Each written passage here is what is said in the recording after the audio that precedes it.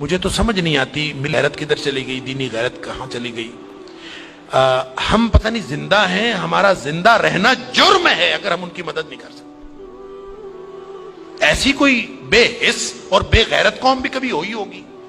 ہم نے تاریخ میں بے غیرتی کی بڑی داستانیں سنی ہیں۔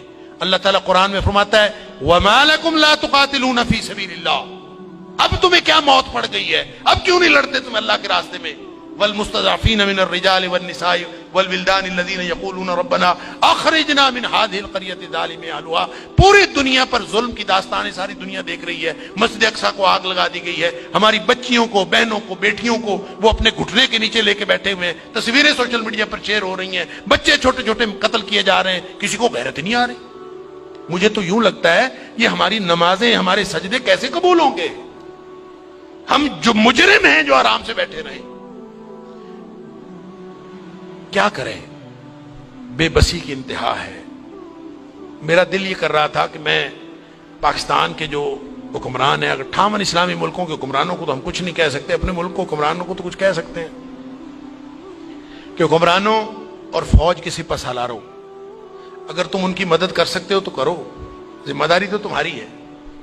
نہیں کر سکتے نا تو ہمیں ایک جہاز میں بھر کے وہاں بھیج دو، کم از کم ہم عزت کی موت ماری جائیں، کم از کم جا کے ہم وہاں پہ ان کے ساتھ شہید ہو جائیں، اللہ کو قیامت کے دن ہم اور نبی کریم صلی اللہ علیہ وسلم کو چہرہ دکھانے کے تو قابل ہوں کہ اللہ ہمیں غیرت تھی، ہمارے اندر کو ملی اور دینی غیرت تھی۔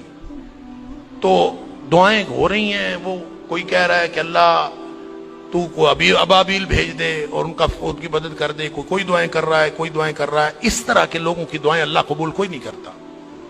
دعاؤں کے لیے بھی غیرت کی ضرورت ہے، آپ پہلے قدم اٹھائیں پھر اللہ سے دعا کریں۔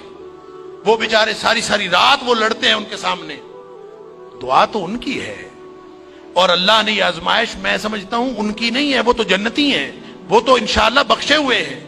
آزمائش یہ باقی ساری دنیا کی ہے، ہم ان کی وجہ سے مجرم بن رہے ہیں، اللہ تعالیٰ معاف فرمائے۔ تو یہ جب قاری صاحب پڑھ رہے تھے تو مجھے خیال آ رہا تھا کہ اللہ ان بیچاروں کے پاس طاقت نہیں ہے، وہ پتھر اکٹھے کر کے بیٹھے ہیں، توپوں بندوقوں کا مقابلہ پتھروں سے کیسے ہوگا؟